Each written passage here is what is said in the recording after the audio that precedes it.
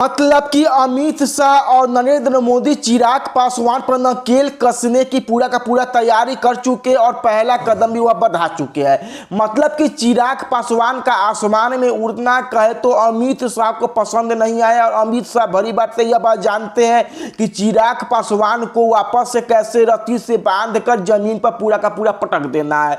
हुलास पांडे चिराग पांडे के बेहद करीबी नेता है। हुलास पांडे के भाई का नाम है सुनील पांडे और हुलास पांडे कहे तो बिहार के बड़े बाहुबलियों में उनकी गिनती होती है। सुनील पांडे के बेटे हैं, वह बीजेपी के विधायक है और कहे तो विशाल प्रशांत उनका नाम होता है।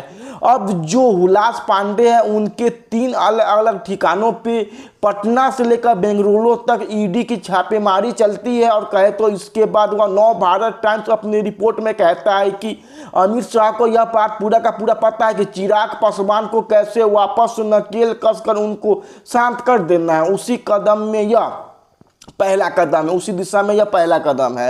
मतलब चिराग पासवान को सीधे अमित शाह अब फिर से कहे तो कंट्रोल करके रखना चाहते हैं और चिराग पासवान के करीबियों के सहारे मैसेज भेजा जा चुका है। पूरा का पूरा हम आपको सब कुछ बताएंगे और समझाएंगे आखिरकार यह सब कुछ कैसे हो रहा है। हुलास पांडे कोई आम आदमी नहीं थे। मतलब कि जब बागेश्वर बाबा पटना में आए थे, जब उनकी कथा हुई थी, आपको याद होगा पूरा का पूरा बात, जब पूरा का पूरा विवाद हुआ था उस वक्त पे बागेश्वर धाम के महाराज धीरेन्द्र शास्त्री एक चार्टर्ड प्लेन से पटना वापस गए थे।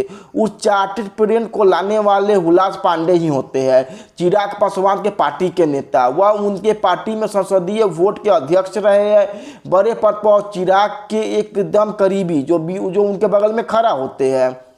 अब कैसे केंद्र जो है वह चिराग पासवान के पैर को कतर रहा है, क्यों कतर रहा है, क्या कतरना चाह रहा है, आगे आपको पूरी खबर बताएंगे और समझाएंगे।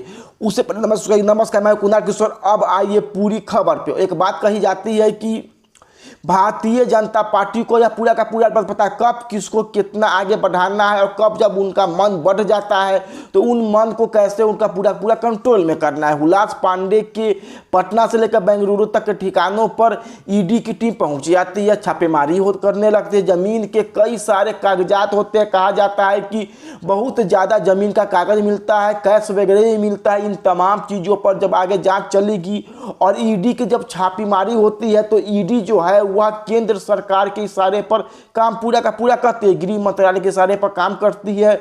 बताया जा रहा है कि ईडी तभी आएगी जब गृह मंत्रालय और केंद्र की सरकार चाहती है। अब ईडी हुलास पांडे के ठिकानों पर पहुंच जाती है। हुलास पांडे महत्वपूर्ण क्यों है समझिएगा।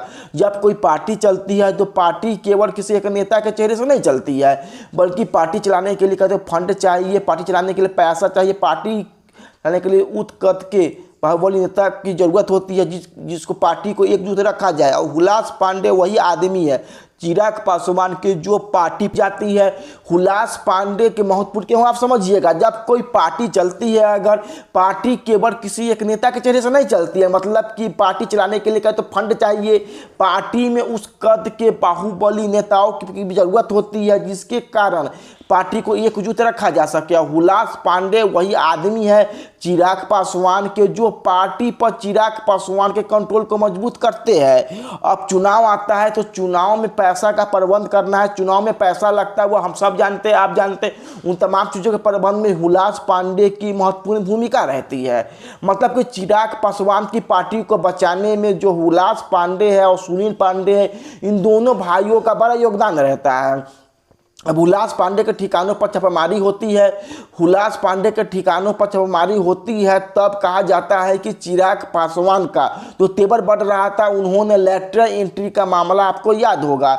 जब लेटरल एंट्री मतलब कि कहे तो जो केंद्र की सरकार पर सवाल उठा था कि आरक्षण उसमें से खत्म कर दिया गया, इसको लेकर बवाल मचा था। उसमें चिराग पासवान ने अमित शाह और केंद्र की सरकार को आंख टेढ़ कर दिखा दिया था।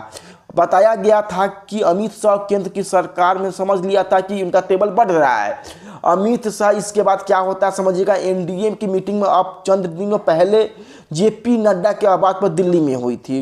दिल्ली में जब जेपी नड्डा के आवाज़ पर एनडीए की मीटिंग हुई थी, चंद्रबाबू नायडू गए थे, अनुप्रिया पटेल पहुंची थी, तमाम नेता पहुंचे थे, लेकिन बिहार के 2 नेता नहीं गए थे, नीतीश कुमार एक चिराग पासवान।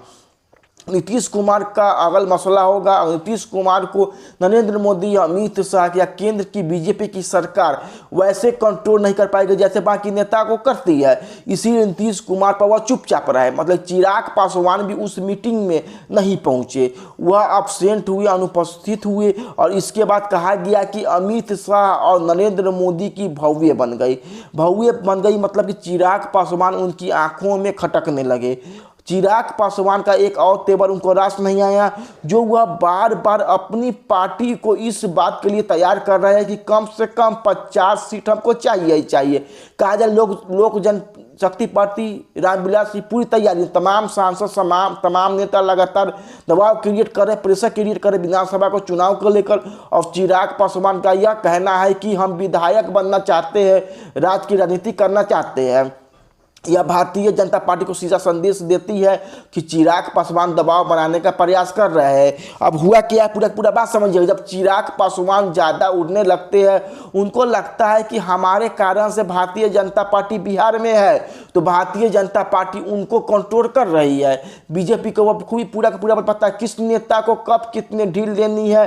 जब ढील ज़्यादा हो जाए कैसे उस नेता को वापस से नकेल कस के उनको शांत कर देना है उस जगह पे। और चिराग पासवान के साथ इस वक्त यही कुछ हो रहा है। मतलब कि अब बीजेपी का एक पुराना स्टाइल है। महाराष्ट्र के, हम नेता का नाम नहीं लेंगे, आप सब जानते होइएगा, महाराष्ट्र के या कई अलग अलग जगह हो, अगर उनके साथ कोई आ जाता है तो वहाँ पर ईडी की छापेमारी बंद हो जाती है। अगर उनका साथ कोई छोड़ देता है तो ईडी की टीम वहाँ पर पहुँच जाती है। और जहाँ पर किसी को डराना होता है, किसी को शांत करना होता है, किसी को अपने पास मिलाना होता है, तो उस वक्त पे ईडी और सीबीआई काम आती है। अब चिराग पासवान के बेहद करीबी हुलास पांडे की ईडी की छापेमारी हो जाती है। सबको पता है कि चिराग पासवान अगर फील्ड टेबल दिखाएंगे तो अगला निशाना कहीं चिराग पासवान का ही नहीं, डायरेक्टली नहीं। हालांकि चिराग पासवान पर शायद भारतीय जनता पार्टी हाथ नहीं डाले, क्योंकि उसको पता है कि चिराग पासवान पर हाथ डालेंगे तो हमारा नुकसान ही नुकसान हो, क्योंकि इसको लेकर छवि जो होगी वह भारतीय जनता पार्टी की पूरा का पूरा खराब हो जाएगी। लेकिन चिराग पासवान के ऊपर प्रेशर बनाने के लिए केंद्र की सरकार ने ऐसा कुछ किया है। नव भारत टाइम की रिपोर्ट इस बात को कहती है कि कई सारे और जगह चर्चा चली, इसके बारे में किसी अन्य वीडियो में बात करेंगे। लेकिन